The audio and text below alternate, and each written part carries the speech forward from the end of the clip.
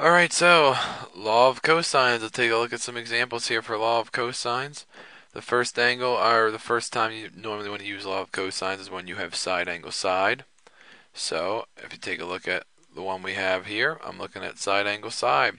So to solve this triangle for law of cosines, since I happen to know that angle A is 60 degrees, I'm going to probably want to use the a squared equals b squared plus c squared minus 2bc times cosine of alpha. So you plug in what you know.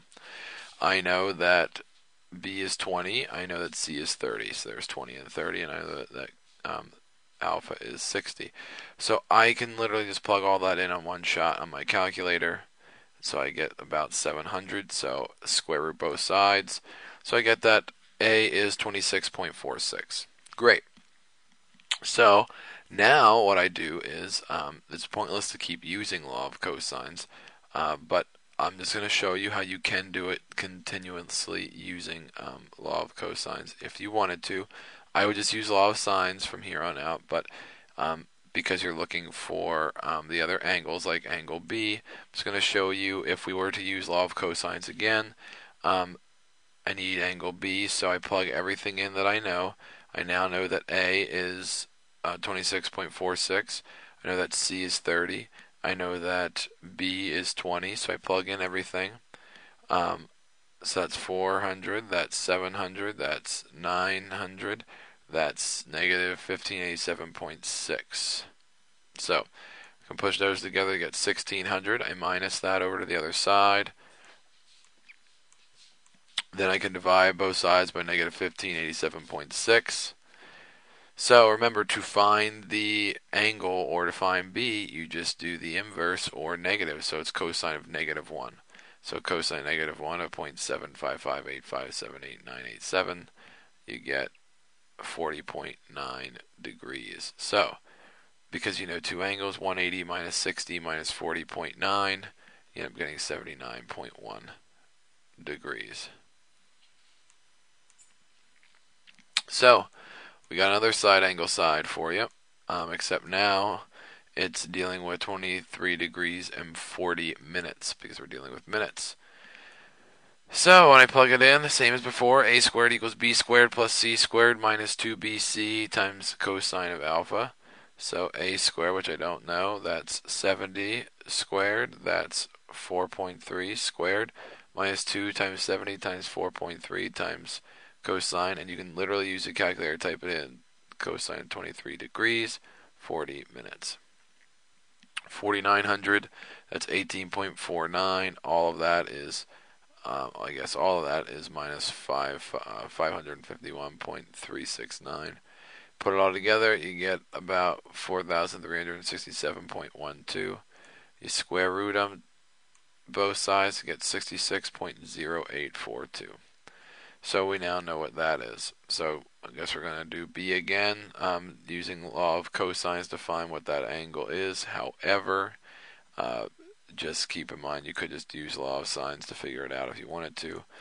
But you plug in what you know. 70 is B, A is 66.0842, C is 4.3. Just plug in what you know. I'm going to move that over to the other side and divide by negative 568.324. So you get cosine of beta equals negative 0.905097286. So the point is, to find the beta, you do inverse. So it's cosine of negative 1 of negative 0.905097286.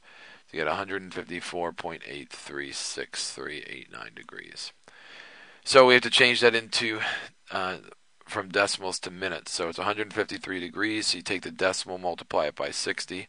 So that rounds to be about 50 minutes. So it's about 154 degrees, 50 minutes.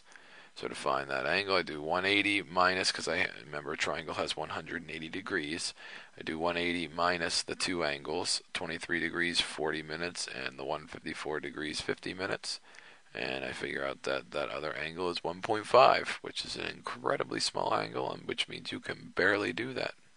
Which 0.5 is half of an hour, so that's why it's 30 minutes. So it's 1 degree, 30 minutes.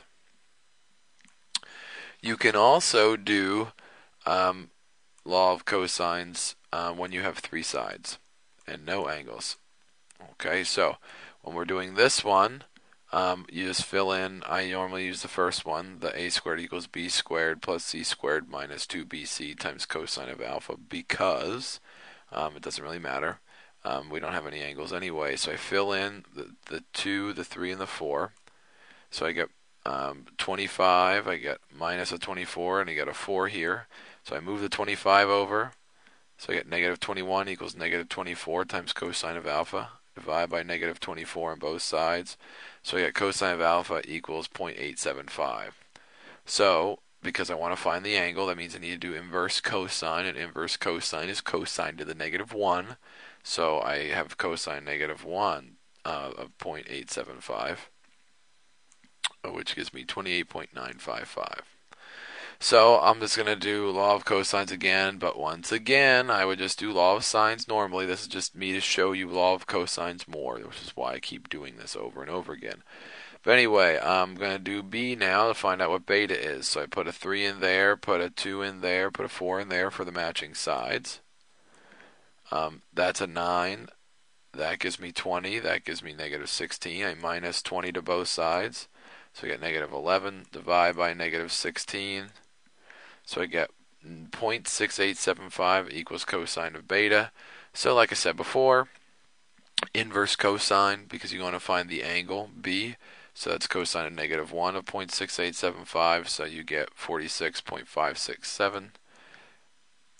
So because a triangle has 180 degrees, you take 180 minus 56.567 minus 28.955. And we get 104.478 left over. Yes, I know, went a little quick through that, but once again, you can pause and go back. It was just to show you how to use law of cosines, okay? If you remember the formula, law of cosines should be pretty simple. But if you don't, it will be rather challenging, I'm not going to lie. But once again, my recommendation, use law of cosines first, then use law of sines for everything after. But if you have any questions or concerns, please feel free to let me know.